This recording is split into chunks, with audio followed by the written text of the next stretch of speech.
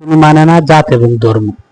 দেখো আপনারা দেখতে পেলেন ইদানিং ইদানিং খুব প্রেমের ছড়াছড়ি বাঁশখালীতে ঘটে যাওয়া চট্টগ্রামে একটি ঘটনা ঘটেছে, যেখানে একটি মুসলিম মেয়ে একটি হিন্দু ছেলের সাথে পালিয়ে যায় এবং 10 দিন তারা একসাথে অবস্থান করে। যাক, এখন দেখা যাচ্ছে সারা দেশে এই ধরনের হিড়িক উঠে গেছে যে মুসলিম মেয়েরা হিন্দু ছেলের সাথে পালিয়ে যাওয়ার প্রবণতা, বিয়ে করার প্রবণতা বাড়েছে।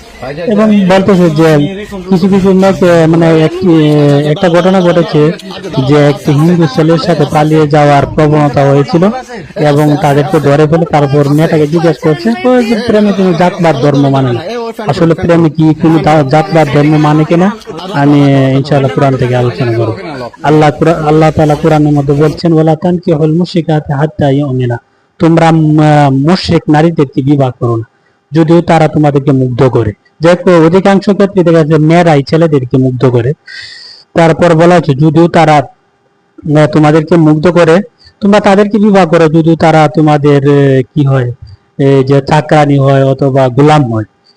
তারপরে পরবর্তীতে অন্য আয়াতে বলা, এই আয়াতের মধ্যে বলা হচ্ছে তোমরা বিবাহ করো না মুশরিক পুরুষদেরকে যদিও তারা তোমাদেরকে মুগ্ধ করে, আর তোমরা তাদেরকে বিবাহ করো যদিও তারা তোমাদের কৃতদাস।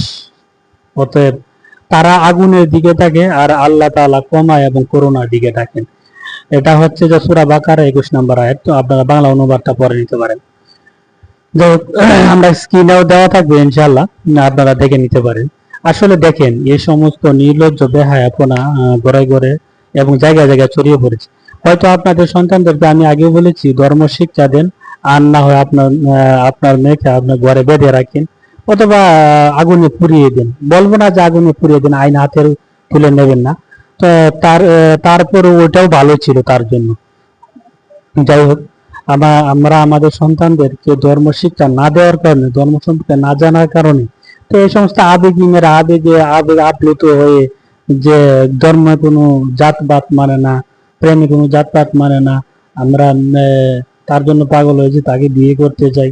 আসলে এগুলা হচ্ছে যে বিয়ে নোংরামি, অশ্লীলতা, বেহায়াপনা, আর কি বলে বা কি ভাষায় বলবো তা আমার ভাষা রাখে না। যাই হোক, আশা করি বুঝতে পেরেছেন এবং যারা যারা এই সমস্ত কাজে জড়িয়ে যাচ্ছে বা গেছে তাদেরকে বোঝানোর চেষ্টা করবেন। আশা করি বুঝতে পেরেছেন। আশা করি আপনারা আপনার সন্তানদের প্রতি খেয়াল রাখবেন। আসসালামু আলাইকুম রহমতুল্লাহ।